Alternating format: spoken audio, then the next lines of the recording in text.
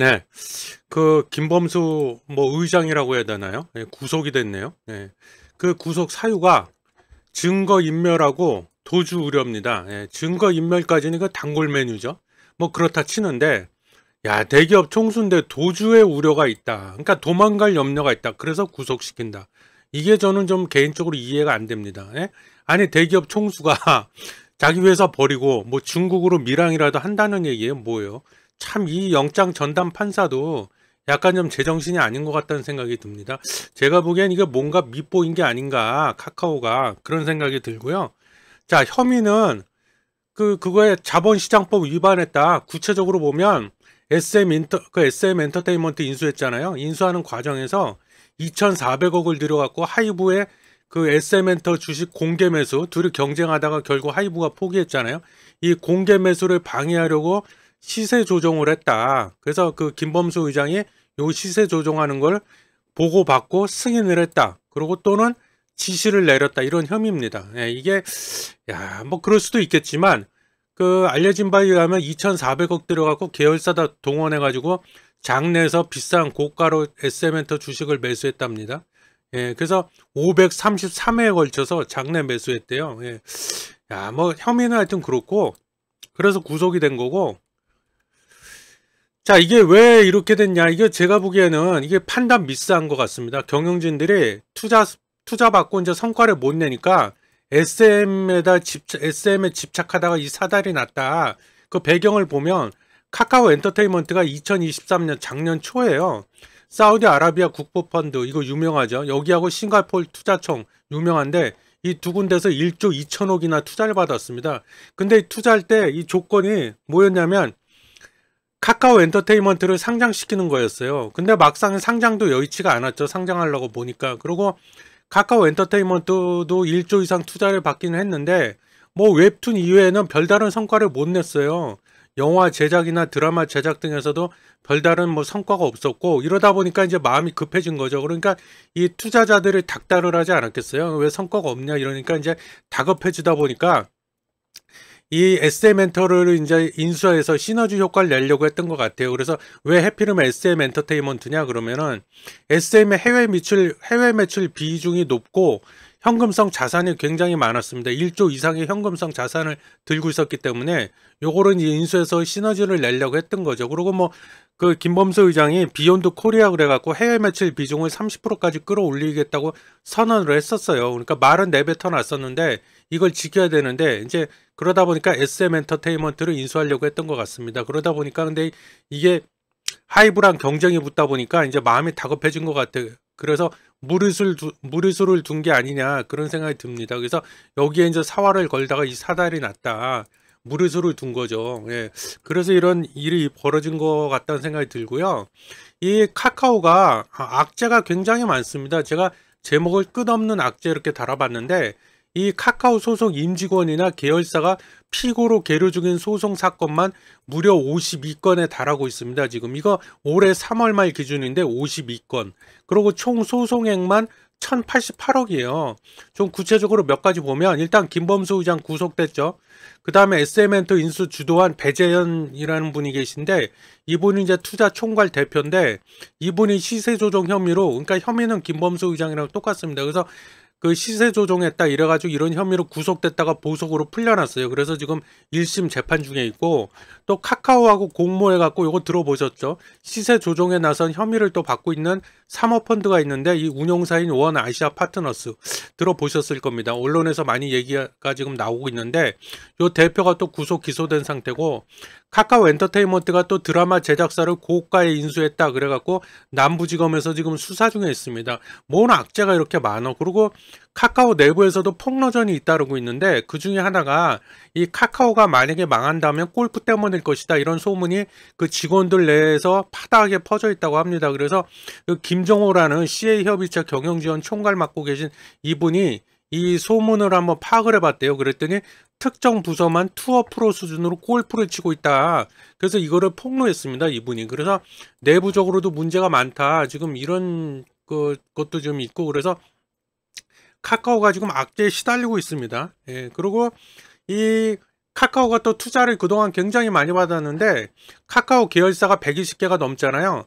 거기에 이제 자금을 댄 투자자들 뭐 사모펀드도 있고 국부펀드도 있고 그런데 이 사람들이 이제 지금 이번에 김범수 의장 구속되면서 안 그래도 지금 뭐 말도 많고 악재도 많은데 김범수 의장까지 구속이 되고 나니까 이제 가만히 있겠어요? 불안하니까 이제 투자금 뺀다고 그러겠죠. 그래서 지배 구조를 문제 삼아 가지고 투자금을 빼거나 아니면 경영권을 팔아라, 매각을 해라 이렇게 요구하고 나설 확률이 지금 매우 높아졌고 또는 경영에도 이제 개입할 확률이 매우 높아졌습니다. 불안하니까 잘못하다가 뭐 내가 투자자라도 안 그러겠어요? 자꾸 카카오가 저렇게 잡음이 나오면은 나 같아도 불안해. 그럼 뭔가 이제 투자금 빼거나 뭔가 조치를 취하겠죠. 그래서 이런 앞으로 이거 갖고 이제 법정 분쟁으로 비화될 우려까지 지금 나오고 있습니다. 그래서 참고로 카카오 엔터테인먼트의 지금 2대 주주가 누구냐? 앵커 사모펀드예요. 앵커 사모펀드. 3,348억을 냈는데 요거 PIF하고 GIC는 아까 말씀드렸죠. 그 사우디아라비아 국부펀드하고 싱가포르 투자청이 돈 댔다고 투자했다고. 그래서 이렇게나 많이 투자를 받았습니다. 나머지 카카오 모빌리티 뭐 카카오 VX 이런 것도 투자 다 받았어요. 근데 이 투자자들이 이제 가만히 있겠냐 이거죠. 그럼 이거 갖고 또 엄청 시끄러워질 겁니다. 이제 카카오가. 그래서 안개 속 전국이다 카카오가 지금. 자, 이런 악재가 또 있고 그다음에 카카오뱅크 이것도 카카오뱅크도 지금 문제예요. 카카오뱅크. 이거 카카오가 인터넷 은행 진출하려고 얼마나 사활을 걸고 노력을 많이 했습니까? 그래서 결국 카카오뱅크를 만들었는데 자칫 잘못하다가 이것도 날아가게 생겼다 지금. 그래서 카카오뱅크 지분 구조 현황을 보면 최대 주주는 카카오뱅크입니다. 지분율이 27.16%고 2대 주주가 한국투자증권 주식회사 27.16%. 지분율은 똑같아요. 근데 한 주 적게 갖고 있습니다. 한국투자증권이. 그래서 만약에 김범수 의장이 유죄 판결 받고 참고로 지금 구속됐는데 20일 동안 구속 기간이 20일로 제가 알고 있거든요. 20일 동안 이제 검찰에서 이제 수단 방법 안 가리고 이제 그 유죄라는 거 입증하기 위해서 증거를 다 모으겠죠. 지금 2번 불렀잖아요. 김범수 의장을. 그래서 20일 동안 가둬놨다가 구속시켰다가 이제 증거 다 모아서 재판에 넘길 겁니다. 아마. 그래서 재판에서 유죄 판결 받고 그렇게 되면 이제 양벌 규정에 의해서 카카오 법인도 벌금형을 맞게 돼 있습니다. 그래서 이 유죄 판결 받고 카카오 법인도 벌금형 두들겨 맞고 나면 이 대주주 적격성 심사라는 거라는데 그래서 이게 거기에 의해서 이제 탈락이 될 거야. 아마 벌금형을 받았으니까 카카오 법인이. 그래서 최대 주주라고 그랬잖아요. 카카오가. 그러니까 대주주로서 그 적격하지 못하다 자격이 없다 그랬고 박탈이 되면은 이거 카카오는 카카오뱅크 보유 지분 중 10%만 남기고 나머지 다 팔아야 됩니다. 이거 강제 매각해야 돼요. 그래서 이런 지금 리스크까지 떠안은 상태고 근데 최악을 가정해서 만약에 그렇게 됐다. 즉 강제 지분 매각 명령이 내려진다고 하면은 그 명령은 누가 내리냐? 권한이 누구한테 있냐? 금융위에 있습니다. 금융위원회가 이제 강제 매각 명령을 내리게 되는데 이게 또 복잡해진다는 거예요. 골치가 아파집니다. 그러면 이게 지금 시장에서 시장 가치로 그 지금 현재 카카오뱅크 시장 가격 기준으로 얼마죠? 제가 미처 확인을 못했네. 카카오뱅크 주가가 지금 종가가 어떻게 됐지? 2만 몇천 원대일 겁니다. 아마 제 기억으로. 그래서 그거를 이제 단순 계산해 보니까 1조가 넘어가요. 이거 10%만 남기고 나머지 처분해야 된다고 그랬잖아요. 이게 그럼 1조 6천억, 7천억 되는 걸로 제가 기억하고 있는데 이거를 누군가 이거를 이 돈을 들여서 사줘야 돼. 뭐 2대 주주니 한국투자증권을 살까? 그렇게 되면 한국투자증권도 또 이거 지배구조 개편에 나서야 될 겁니다. 아마 지주사로 전환해야 될 거예요. 아마 법이 그래요. 그러다 보면 이게 또 작업도 오래 걸리고 그 쉬운 문제가 아닙니다. 그래서 얘네가 인수하는 것도 여의치가 않을 거예요. 시간도 너무 많이 걸리고 그래서 얘네가 인수 안 한다 그러면은 제3의 적절한 매수자를 찾아야 되는데 이거 누가 선뜻 나서겠어요 이거? 1조 이상을 들여서 이거를 인수를 해야 되는데 뭐 K뱅크가 인수할 수도 있다 뭐 시장에서 이런 얘기도 나오고 있고 하는데 하여튼 적절한 매수자를 찾기도 어려울 뿐만 아니라 그러면 이 카카오 측에서 또 가만히 있겠어요? 소송 걸 겁니다 아마. 그럼 또 소송까지도 갈 수가 있어요. 그래서 이게 엄청나게 긴 장기전으로 갈 수밖에 없다. 그래서 이것도 굉장히 복잡한 문제가 된다. 카카오뱅크도 그것도 아마 엄청나게 시끄러워질 겁니다. 그래서 이것도 지금 카카오한테는 악재라고 봐야겠죠. 물론 뭐 김범수 의장이 유죄 판결을 최종적으로 받게 될지는 두고 봐야겠지만 예, 그렇습니다. 지금 그런 상황이고 자, 그 다음에 자, 카카오가 왜 이렇게 됐나? 저는 개인적으로 제가 카카오 주주는 아닌데, 근데 제가 한 가지 좀 조심스러운 게, 이 방송을 혹시라도 카카오 주주 여러분이 듣고 계실 수도 있잖아요. 근데 그분 입장에서는 제가 드리는 말씀이 다 언짢게 들릴 겁니다. 그 기분 좋은 얘기는 아니니까. 제가 지금 뭐 좋게 얘기하고 있는 건 아니잖아요. 그래서 좀 죄송하긴 해요. 그분들한테 얼마나 마음이 좀 안 좋으시겠습니까, 지금. 근데 저는 그냥 제가 느낀 점 사실만 위주로 말씀드리겠습니다. 그냥. 그래서 카카오가 왜 이렇게 됐냐. 저는 이거 김범수 의장 책임이 굉장히 크다고 봅니다. 저는 거의 90% 100% 책임이 있다고 봅니다. 그 중에서도 측근 경영, 예? 측근 경영. 이거 이제 뒤에 또 말씀드리겠지만 자기 사람 위주로만 그 고위직 임원으로 자꾸 내려보내려고 하고, 그러니까 이분이 그 인사가 만사라고 하잖아요. 근데 다른 사람은 못 믿는 것 같아, 성격이. 제가 보기엔. 그리고 MBTI가 좀 조심스럽게 말씀드리지만 혹시 I가 아닐까 싶은 게 E는 아닐 것 같아요. 그래서 측근 경영, 여기에 문제가 있다. 큰 문제가 있고, 그러다 보니까 이제 자기 사람만 자꾸 믿고 자기 사람만 심어 놓으려고 하니까 인적 쇄신이 안 되고 있는 겁니다, 지금. 그래서 이게 큰 문제고, 그러다 보니까 사업 혁신이 없고, 그냥 단순히 M&A, 인수합병 동안 쉽잖아요. 그냥 돈 주고 사오면 되니까. 돈 주고 사다 그냥 우리 계열사하고 붙여버리면 되니까. 그래서 덩치 키우기에만 골머리 왔다, 지금까지. 몸집 불리기에만 골몰하다 보니까 이 사달이 났다. 저는 그래서 김범수 의장이 좀 대우각성을 해야 된다, 이번 일을 계기로. 그런 말씀 드리고. 자, 김범수 의장이 누구냐 아시는 분 다 아시죠? 뭐 한국의 벤처 1세대라고 불리잖아요. 뭐 거의 입지전적인 인물인데 대단하신 분이죠. 예. 삼성 SDS에 입사해갖고 PC통신 유니텔을 개발하셨고, 퇴사하고 나서 이제 국내 최초 온라인 게임 포털 한게임 아시죠?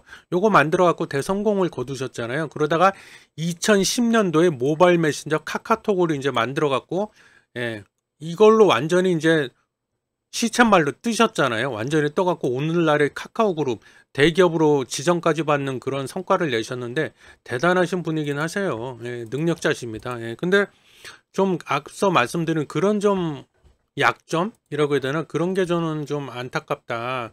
정치인에 비유하자면 측근 정치의 달인이다. 즉 아까 말씀드렸죠.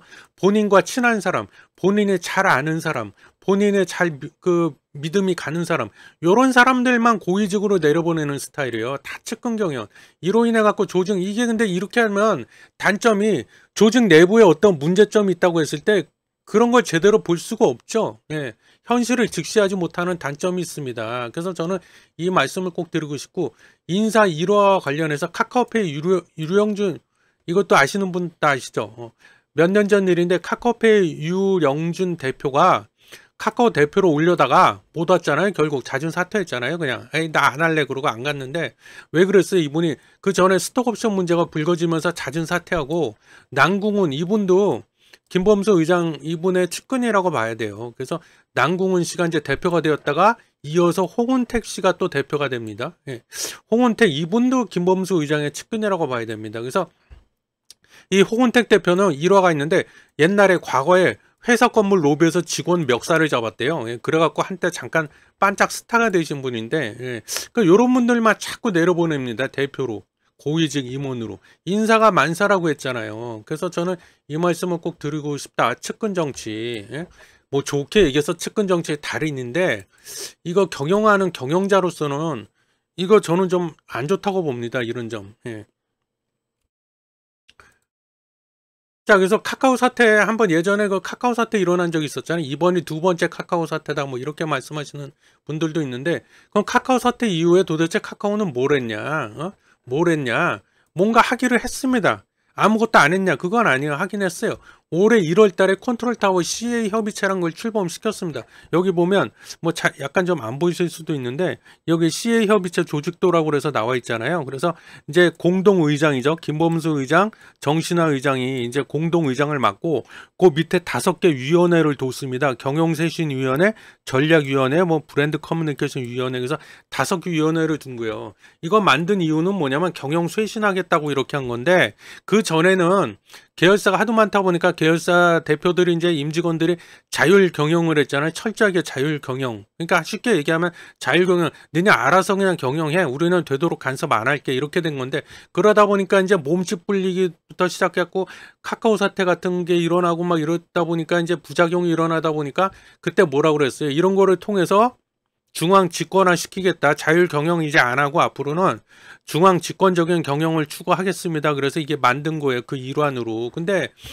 그래서 이제 카카오 계열사들의 모든 중요한 의사결정이 있을 거 아니에요. 그럼 의사결정들은 모두 CA협의체 각 위원회, 여기 이 5개 위원회, 각 위원회에서 리스크를 검토하고 나서 그거를 이제 할지 말지 결정하겠다. 이런 시스템으로 가기 위해서 이렇게 만들어 놓은 겁니다. 그래서 이거는 기존의 자율 경영 체제에서 중앙 집권 경영 체제로 바꾼 거예요. 그러니까 이런 거를 하기는 했어요. 뭐 아무것도 안 하고 손 놓고 있었던 건 아닌데, 그리고 여기 경영진도 교체를 했습니다. 여기 보면 카카오 벤처스에서 일단 예로 뭐 5개 지금 계열사가 나와 있는데 다 작년 12월, 올해 2월 얼마 안 돼요. 교체한 지. 그래서 신임 대표로 뭐 이렇게 다 바꿨습니다. 물갈이 한 거죠. 수장을 다 교체했습니다. 그래서 이런 CA협의체 두고 CA협의체 안에 경영쇄신위원회 이거 두고 그 다음에 그 계열사 수장을 다 교체하고 이런 했습니다. 안 한 게 아니야. 했는데 제가 봤을 때 제가 뭐 경영 컨설턴트 전문가는 아니지만 이거 하면 뭐 하냐 이거예요. 제가 그랬잖아요. 제가 뭐 약간 좀 조심스럽게 말씀드리자면 가장 큰 문제점은 김범수 의장의 측근 정치다. 그거 배격하고 빨리 바꿔야 된다 그랬는데 그거와 관련해서는 뭐 시도한 게 아무것도 없습니다.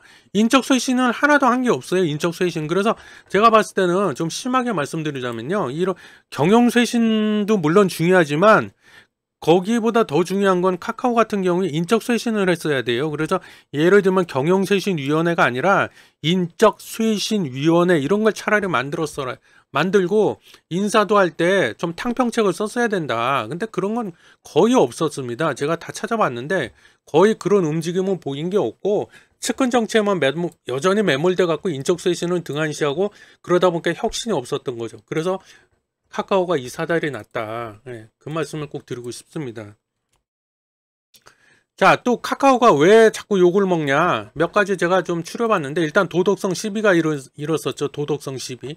아까 뭐 내부 폭로 그런 얘기도 하고 그랬는데 이 정규돈이란 분이 계십니다. 이분이 이제 카카오뱅크 CTO 최고 기술 책임자신데 이분이 2021년도에 카카오뱅크가 상장됐잖아요. 상장되고 나서 며칠 안 있다. 아까 그 카카오페이랑 똑같아요. 상장되고 나서 며칠 안 있다가 스톡옵션을 행사해 갖고 주식을 바로 팔아치웠습니다. 그랬고 70억 이상 차익을 거뒀어요. 그래서 이것 때문에 또 논란이 일어났었는데 뭐 이런 일도 있었고 그러다가 이후에 카카오가 정규돈 CTO를 카카오 신임 CTO로 또 임명을 해버립니다. 예. 이게 참 이런 일도 있었고 그러니까 도덕성 시비가 자꾸 일어나는 거예요. 그리고 아까 얘기했었죠. 카카오페이 경영진 총 8명 류영준 대표 포함해서 총 8명이 상장 직후 스톡옵션 행사로 취득한 주식을 잽싸게 팔아치워가지고 800억을 챙겼죠. 그리고 카카오 모빌리티 알고리즘 조작해갖고 자사 가맹택시에 배차콜 몰아준 혐의로 공정거래위원회 과징금 275억 부과받았고요. 분식회계 의혹까지 또 일어나가지고 80억 과징금 부과받고 금융감독원 제재가 지금 임박한 상태라고 합니다. 예. 이런 것들 자꾸 도덕성 시비가 일어난다. 제가 너무 안 좋게만 자꾸 얘기해서 저도 마음 편치가 않은데요. 그 다음에 두 번째 문어발식 확장, 쪼개기 상장 이런 거는 유명하잖아요. 이게 그 카카오 지배구조인데 정신이 하나도 없습니다. 이게 몇 개야 도대체 정신이 없어요. 예? 이러니 카카오가 지금 최대 그 김범수 의장이 있고 그 밑에 카카오가 있잖아요.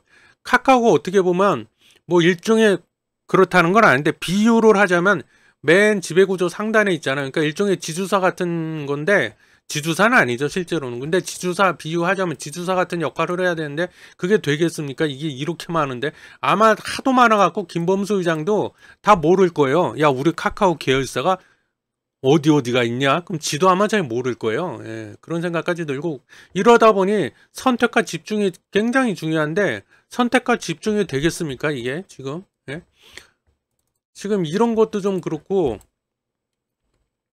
문어발식 확장 조금 더 말씀드리면 지금 현재 카카오 계열사 수가 124개거든요. 여전히 120개가 넘습니다. 참고로 2022년도에 136개인데 그때보단 줄긴 줄었어요. 네, 12개가 줄었습니다. 꼴랑 12개로 줄였습니다. 하도 말이 많으니까. 그리고 올해 5월 달에 128개였는데 지금 7월이죠. 그 사이에 4개가 또 줄어갖고 지금은 124개인데 저는 이러다 보니까 이제 카카오가, 여러분 카카오 하면 뭐가 떠오르세요? 카카오 하면 저는 카톡밖에 생각이 안 나거든요. 물론 뭐 카카오 그 모빌리티도 생각은 나긴 나는데 뭐 그런 잡다한 거밖에 생각이 안 나요. 예. 카카오 하면 주력 사업이 뭐지? 그룹에서 미는 주력 메인 사업이 뭐지? 딱 떠올려 봤을 때 카카오톡밖에 생각이 안 난다는 거예요. 그러니까 카카오톡에다가 더보기 안에다가 다 갖다 붙여놨잖아요. 주렁주렁. 그래서 이게 저는 이렇게 말씀드리면 좀 그런데 그 주주분들이 또 화내실 것 같은데 저는 그냥 좀 심하게 표현하지만 잡동사니 회사밖에 안 된다. 그냥 잡동사니 쭉 그냥 갖다 모아 붙여놓은 회사다. 그런 이미지밖에 솔직히 잘 안 떠오릅니다. 이거. 예? 이 선택과 집중이 중요한데. 자, 골목상권 침해, 이거는 뭐 대표적으로 욕먹는 거죠. 예. 가장 오래된 논란거리입니다. 계열사들이 왜 이게 또 이런 일이 벌어졌냐면 아까 말씀드렸죠. 서두에 계열사들 각 자율경영, 각자 도생격으로 자율경영에 맡기게 너희들이 알아서 경영해, 이러다 보니까 이런 사달이 일어난 겁니다. 또 골목상권 침해하게 된 거예요. 그래서 계열사들이 각자 도생격으로 사업을 확장해가면서 중소기업은 물론 심지어 각 지역에 있는 자영업자들의 이권까지 침해한 결과를 만들었습니다. 일부러 뭐 그러지 않았겠지만 자율경영 하다 보니까 이렇게 된 거예요. 그래서 카카오 모빌리티는 택시죠. 카카오 헤어샵, 미용실 예약, 그리고 뭐 대리기사 뭐 이런 것도 하잖아요. 이게 그래서 이제 논란이 휩싸인 대표적인 계열사들이죠. 카카오 모빌리티, 카카오 헤어샵 이런 거.